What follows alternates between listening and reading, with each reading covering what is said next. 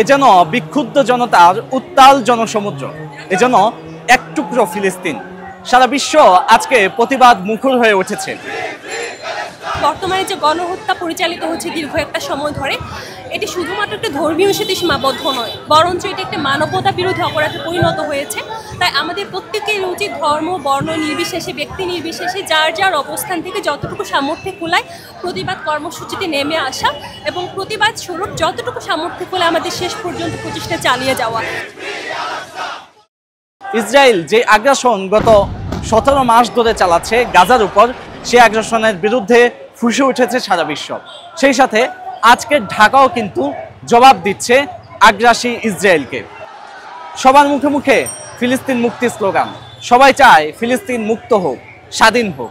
Brothers and sisters, you can see thousands of people in Dhaka University behind me. They are gathered and they are raising slogans against the Israel's oppression, and they are calling for an end to the violence in Palestine. I think, brothers and sisters, our voice matter, our solidarity matter.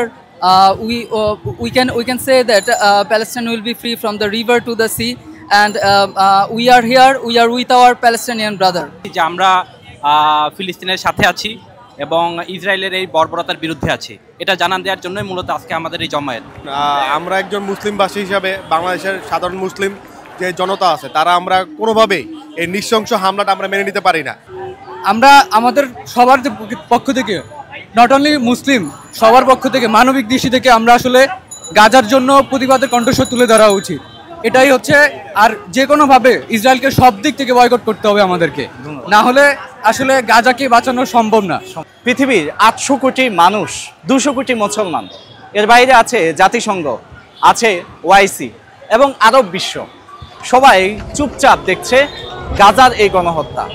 আমরা একটা live গণহত্যা দেখছি, আমরা একটা জেনোসাইডের সময়ে বিচরণ করছি। চিন্তা করে দেখুন তো, যদি আরও 10 বছর পর, 100 বছর পর কেউ এই সময়ের ইতিহাস পড়ে, তারা কি ভাববে? তারা নিশ্চয়ই এই সময়ে যত মানুষ আছে তাদের ব্যাপারে একটি বাজে ধারণা পোষণ করবে। তারা চিন্তা করবে একটা গণহত্যা হয়েছে, বিশ্ববাসী কিভাবে চুপ ছিল, কিভাবে শুধু তাকিয়ে দেখেছে গণহত্যার দৃশ্যগুলো।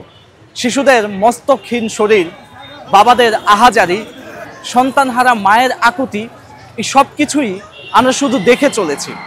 আমাদের বিবেকবোধ ঠিক কোন জায়গায় গিয়ে আটকে আছে সেটা আমরা ঠিকঠাক বুঝতে পারছি না। ফিলিস্তিনে ইসরায়েল যে পরিমাণ গণহত্যা চালাচ্ছে, গত কয়েকদিন ধরে আপনারা দেখছেন যে রেড ক্রিসেন্টের 15 জনকে নির্মমভাবে হত্যা করছে। তারপরে গাজাতে যে পরিমাণ শিশু হত্যা করছে, প্রতিদিন প্রায় গড়ে 100 জন শিশু হত্যা করছে, এবং এই নির্মমতা আসলে সব কিছুকে ছাড়াই গেছে।